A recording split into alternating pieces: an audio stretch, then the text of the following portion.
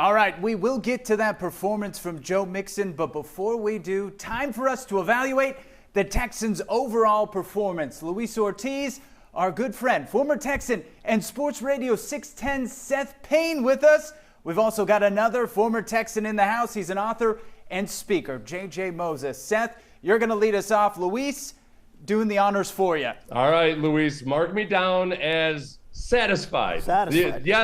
Yes, the Jaguars are not as good a defense as others that the Texans will face. But, look, they have been just in a desert when it comes to scoring in the second half. They were able to score in the second half. I thought the run game improved as the game went along. I thought we saw improvement from the offensive line. So this is something to build on going into the bye week. I'm not gonna look a gift horse in the eye. You know, Seth, I was a little bit kind of in the neutral zone, but I think you just pushed me over to satisfied as well, because I agree with you. It's good to end on this note, on a winning note. Good performance in the second half. Definitely Joe Mixon waking up after first half where the running game really wasn't working. Joe Mixon comes out and he just goes off. Absolutely. And for me, of course, I came into this season and I had high expectations for our Houston Texans. You know, a lot of times the Houston Texans fans, we were thinking 11, 12 wins this season. My standards are high. And Seth Payne, you could probably allude to this. We were teammates back in 2003 and 4 and 5, and we always came into that Jacksonville game excited, and believing that we could win. So I'm coming into this game afterwards, I'm neutral. All right, JJ, I am feeling that. Neutral is what I am also going with, and I'll tell you why. Because they are who we thought they were. They did just about what we expected. That's how we feel about this win. Now let's hear what the Texans were saying from Jacksonville. It was a big-time win, division against the road. We needed everybody, just making plays. We put some really good drives together in the first half, just couldn't finish it.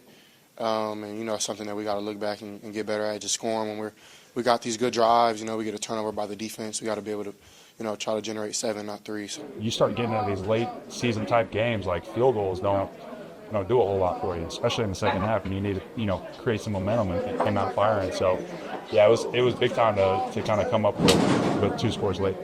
And to be able to convert 3rd and 5 riding, bro, like that's will and want to. That's grit. You know what I'm saying? That's imposing your will, and I'm just glad that we was able to convert. 23-20. Why's it always got to be so close? Well, it's a win. And with that, let's talk about how the Texans managed to get it done against the now 2-10 Jaguars. But before we get to the analysis, this is the hit that's gone viral. Al-Shaair hitting Trevor Lawrence as Lawrence slid for a first down right before the half. It turned into this big melee. Lawrence returned Sunday for the first time since early November. He was carted off. Al-Shaair was ejected. Lawrence now in concussion protocol. So, guys, was this a cheap shot, Seth? What do you think? Okay, so we start to get into the vocabulary of cheap or dirty or illegal and all of those things. I'm going to say I've watched this play from all the different angles. I've watched it at full speed. I've watched it slowed down. It's really, really hard when you've got a quarterback like Trevor Lawrence, who is fast and who got injured running past the line of scrimmage a couple weeks ago where he didn't slide. It's hard for a defender in the open field to know exactly when to lay up. So I don't think it was a dirty hit. I think that, though, Al-Shaair's got to be smarter than that. Like, he needs to set the example for playing the way that Al-Shaair plays, where, man, you play tough, you play physical, you hit hard. But we've seen this from Al-Shaair before this year.